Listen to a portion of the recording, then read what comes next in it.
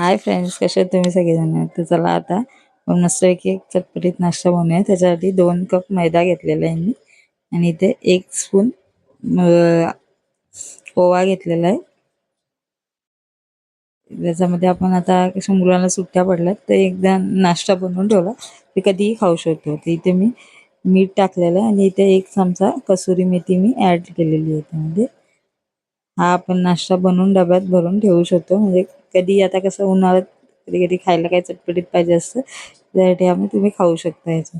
इथे मी 2 चमचे ऑइल टाकलेलं आहे. तुम्ही घी पण टाकू शकता आणि अजून आपला क्रिस्पी होण्यासाठी तुम्ही बघा असं मिक्स करून मस्तपैकी असं पूर्ण पीठ मिक्स करून असं त्याच्यात चोळून घ्या, म्हणजे कसं अजून क्रिस्पी होईल. तुम्ही मैद्याच्या ऐवजी गव्हाचं पीठ पण वापरू शकता. असं त्याच्यामध्ये पण तेवढंच टेस्टी होईल. इथे मी आता थोडं थोडं पाणी घेऊन मस्तपैकी आपला पीठ मळून घेणार आहे. थोडं जास्त पातळ पण नाही आणि असं घट्ट पण नाही, असा मीडियम साईजचा आपण डो तयार करून घेणार आहोत. बघा आता मस्तपैकी आपलं हे पीठ मळून होते. बघा जास्त घट्ट पण नाही आहे, जास्त पातळ पण नाही, असं की सॉफ्ट डो रेडी होत झालं. आणि इथे मी 1 चमचा ऑइल टाकून त्याला थोडं परत मळून घेणार आहे आणि आपण याला आता 10 मिनिटासाठी रेस्ट करून ठेवून द्या, म्हणजे तो चांगला फुलेल पण थोडा आणि मस्त करायला पण चांगला होईल आणि क्रिस्पी पण होईल. तर बघा आता मी हे पीठ घेतलेलं, त्याच्या जेवढे पीठ पाहिजे तेवढा अर्ध तुम्ही पीठ घेऊन याचा मस्तपैकी असा गोळा लाटून घेऊया.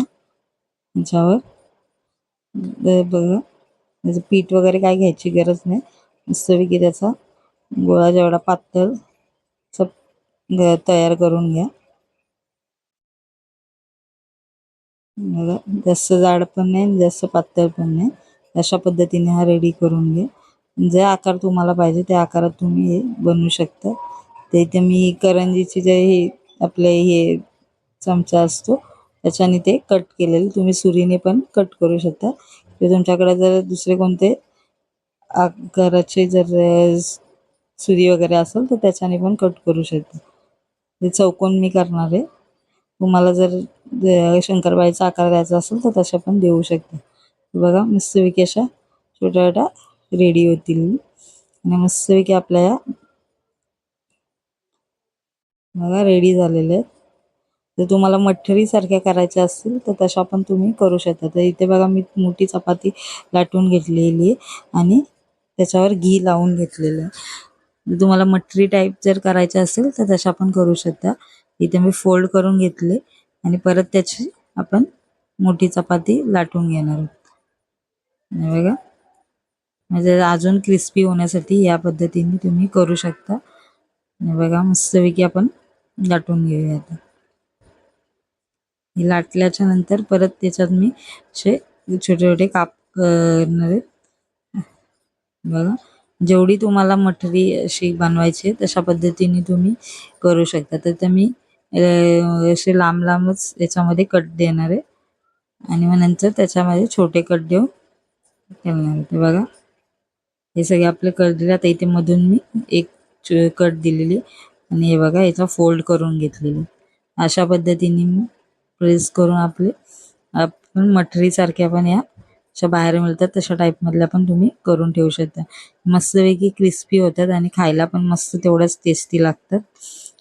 बघा या सर्व अशाच पद्धतीने सर्व या मी करून घेणार आहे.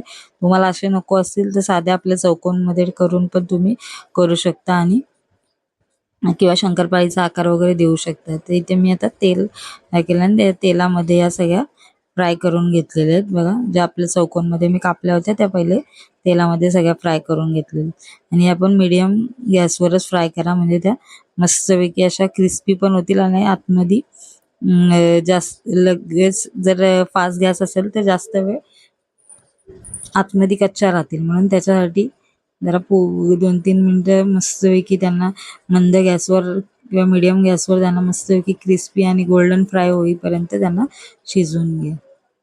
बघा किती मस्तपैकी झाल्यात आपल्या. आता उन्हाळ्याच्या सुट्ट्या तर आपल्याला असंच बाहेरून आणण्यापेक्षा अशा घरातच पटकन अशा रेसिपी तुम्ही बनवून घरात ठेवू शकता. मुलांना हे खाऊ शकतो. बघा मस्त क्रिस्पी झालेले आहेत आणि या गोल्डन फ्राय पण झालेले आहेत. या सर्व मी आता काढून घेणार आहे.